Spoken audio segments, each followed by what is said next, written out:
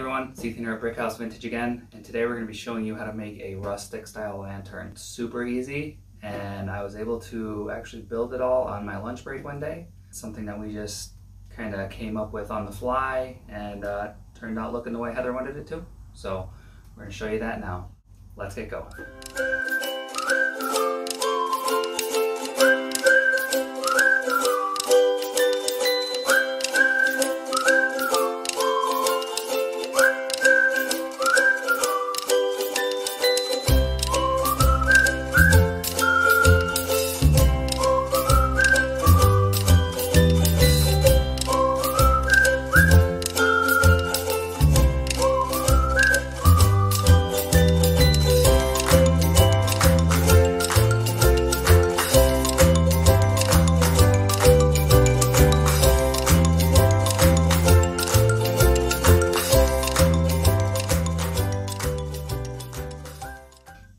Let's start off by going over some of the materials and things that we'll need to replicate this. Now that larger lantern that I showed you in the beginning was about 12 inch by 12 inch because that's how big the wood was. It's 12 inches wide, so I just cut it into squares. We're going to go with one that's a little bit smaller to go as a pair with that. So this is what I had left over from the first one, the same board. So this is 15 inches, so I'm going to cut it into two 7.5 inch squares. We're going to square it up, and those are going to be our top and bottom. Something else is just a simple furring strip, any kind of, roughly 1/2 inch to 1.5 inch wood. That's what we're going to use for our trim on the corners and sides. A little bit of rope. So you saw we put a rope handle on the larger one just to kind of give it more of a little bit of a nautical look, but still rustic looking. And today we're using Fusion's coal black paint, and that's what we're going to use to paint the whole thing. So with that, I'm going to take this over and I'm going to cut it down into the 7.5 inch squares, and I'll meet you back over here.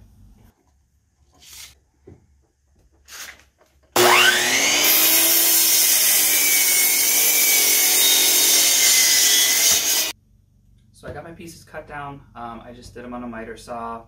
Pretty simple, just cut them down to size. Like I said, we're doing about 7.5 by 7.5. So now we need the top piece. So you notice we have a top piece on here to add a little more dimension to it. So this one was a little bit bigger. This one we're going to do about 4 inches by 4 inches, just to give it a little bit of dimension up top there, a little bit more security for when we put the rope through. So I'm going to cut that down now, and I'll meet you back over here.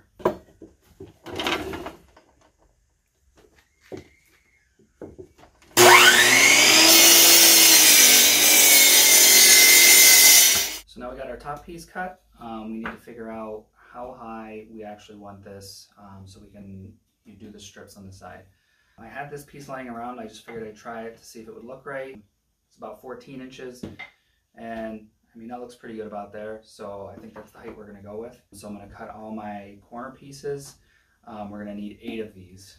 So I'm going to go with the 14 inch, 8 of these, and I'm going to cut those down now. We'll be right back.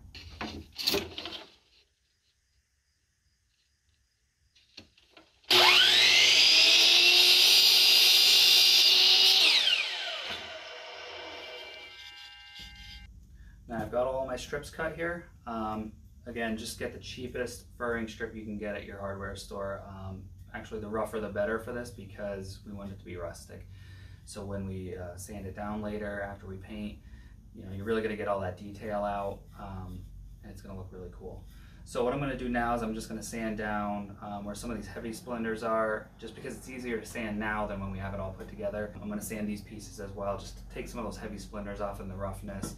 We don't want to take too much character away, but we also don't want to be getting splinters off of it. So we're going to do that now.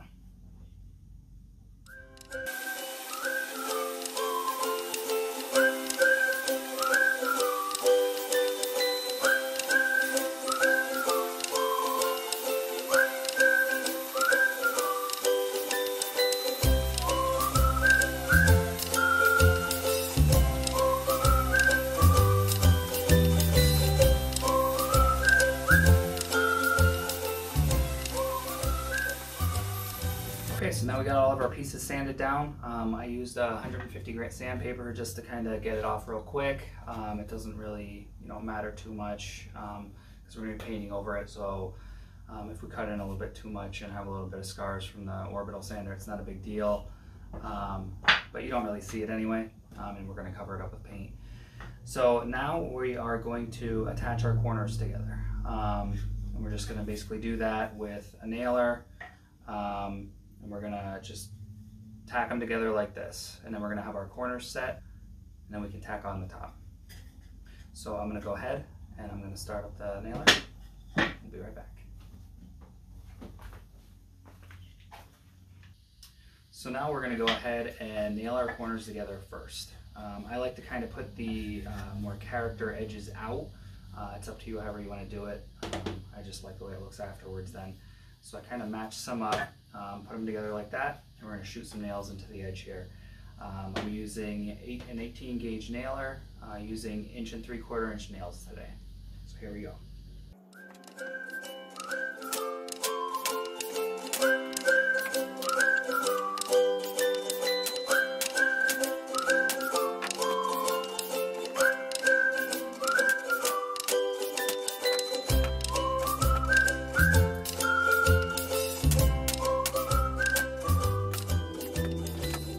Okay, now we have all of our corners nailed together, as you can see.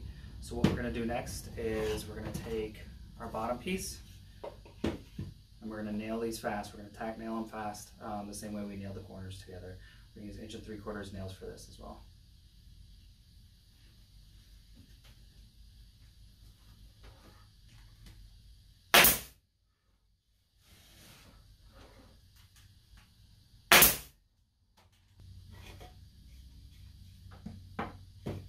And you want to make sure, since you can see these don't come to a perfect corner, they're just very roughly put together, you want to make sure that your ends are going the same way so you don't look mismatched.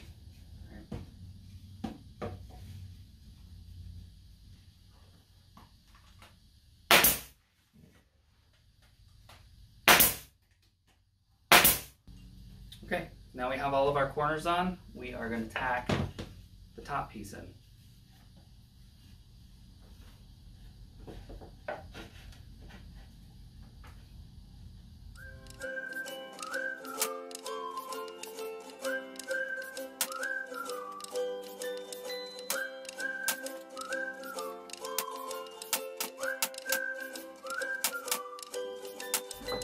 So now that we have it all tacked together, we're going to attach the top.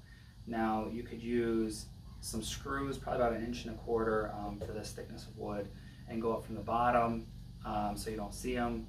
Or you could use some wood glue and a nailer, and that's what we're going to be doing today.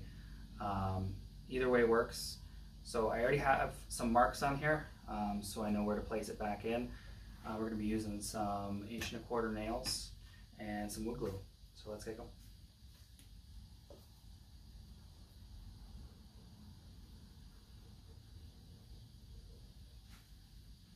No special way, you don't need too much. You're not really going to be putting weight on this because the holes that we put the rope through are going to be going down through the whole thing.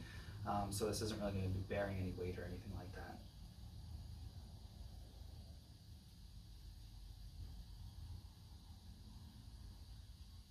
You just want to measure out from each side, unless you really don't care. It can be a little lopsided if you want, you can eyeball it. But I'm kind of a perfectionist, so I measured out from each side, try to get it as centered as I could.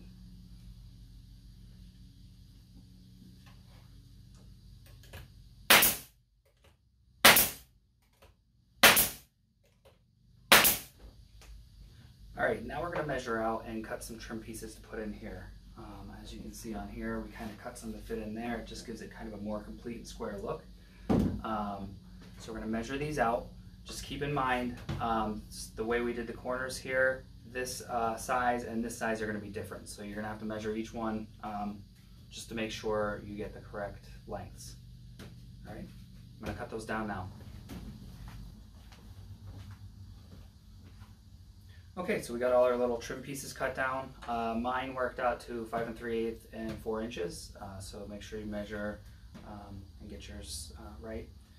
So we're just going to sand these down first, but I mean we're basically just going to tack those in there like that. So we're going to sand these down, get some of the splinters off like we did with the other ones, and then we're going to tack them back on.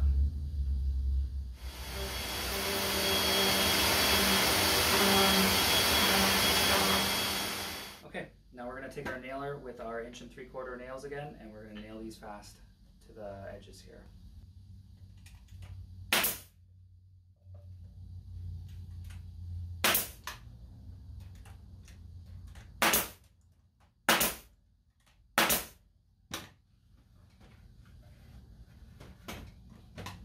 Okay, and there we have it. So next thing we're going to do is we're going to drill 2 holes through the top here where we're going to put our rope down through. So you're going to have to measure what size rope you're going to use so you use the right bit. You don't want to go too big so that when you tie a knot on the bottom, it's going to pull through. So you want to get pretty close to the size of the rope, but you still want to be able to feed it down through. Okay, so we're going to drill the holes based on the size of rope that we're using. I'm using a 3/8 inch drill bit. I measured out for the holes up here. I'm going 2 inches apart, simply because that one was 2 inches apart too. I kind of want to keep them the same. So I measured out to center it this way as well. So we're going to drill those now.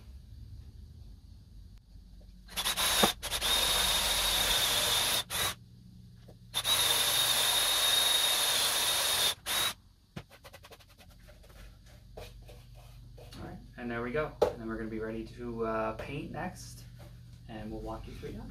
Okay, so now we're ready to paint. As I said earlier, we're using Fusion's Coal Black today. Now I did water it down a little bit just so it's more of a wash more than actual heavy paint on it. So I did put a little bit of water in there just to add a little bit thinner consistency to it. So let's paint.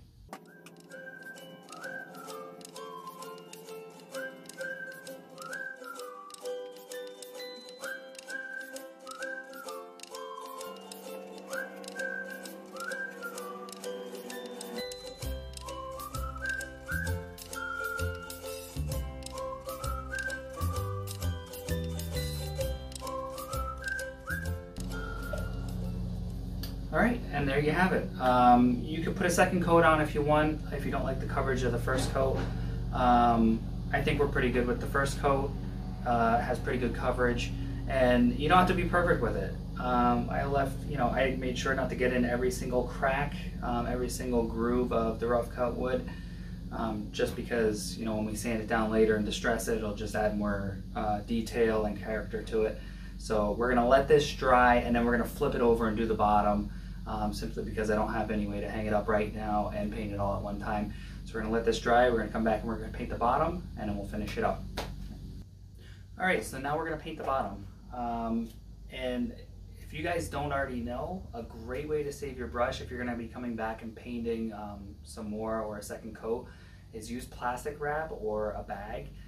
It really saves your brush, and it saves you from having to go wash it out and then get it in paint again and wash it out again.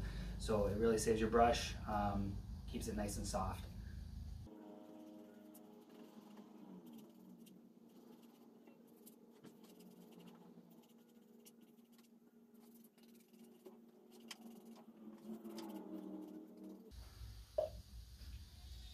Okay, and that's it. We're gonna let it fully dry, and then we're gonna come back and we're gonna do a nice distressing on it, and we're gonna put the rope through. We'll finish it up with some hemp oil, and I'll show you the difference between that one, which is hemp oil, and when this is fully dry, just how the hemp oil really richens it up and gives it a nice finish. All right, so our paint is dry, and now we're just gonna go ahead and give it a good distressing. I'm gonna use the orbital sander with 150 grit sandpaper. And just give it a nice distressed finish, right?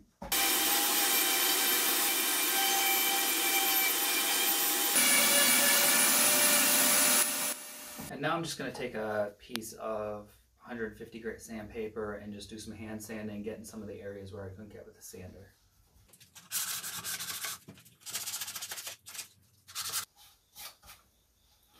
Okay, and there we have it.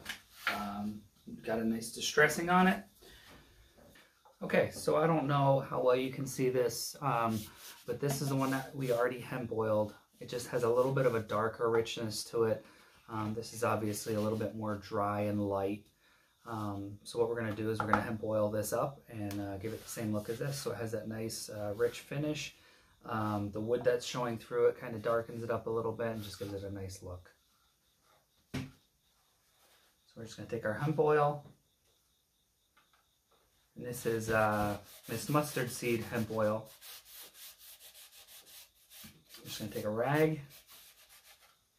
I'm just going to wipe it down. Just like this.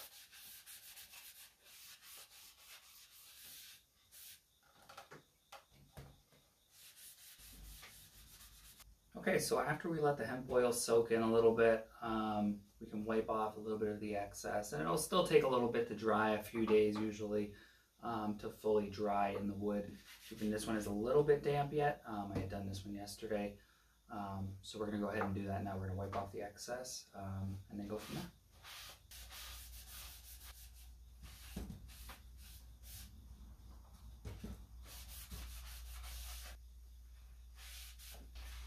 Okay, and there we go. Don't worry about getting it all perfect. It will eventually dry or soak in, but it's very good stuff. It's very nice to use on just plain wood as well. If you have anything like a butcher block, or sometimes we'll even use the hemp oil on the top of a buffet or a dresser that we're redoing. It really brings out the grains, especially if you have an older wood that has a lot of age to it and a lot of character. All right, so now we're gonna bring our rope through, and we're gonna bring it to the right length. We're gonna bring it to the same length as that. Now what we're gonna do is just put a piece of tape on this end because it's frayed, so that would allow us to feed it through.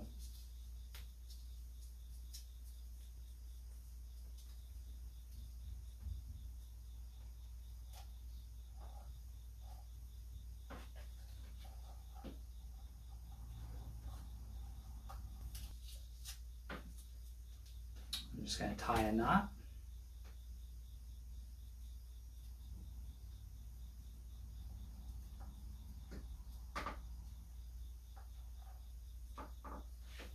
And then we're going to pull it up. So that's one of our ends done. Now what I'm going to do is just cut this a little bit longer than I think I need, just so I can kind of play around with the length when I'm pulling it through.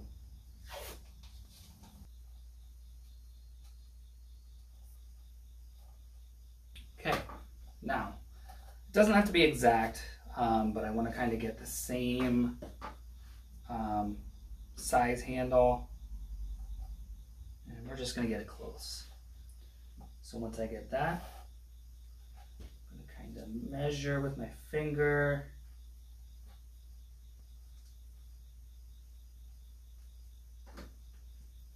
Get the knot at the right spot. Pull it up, make sure you're happy with it. I'm going to clip the excess. Okay, and there we have it. It's that simple. You use very basic materials, very cheap materials. You can have it done in a short amount of time, and they look great. Hopefully Heather likes them. I think she will. And we're going to decorate these, and we'll be back in a little bit.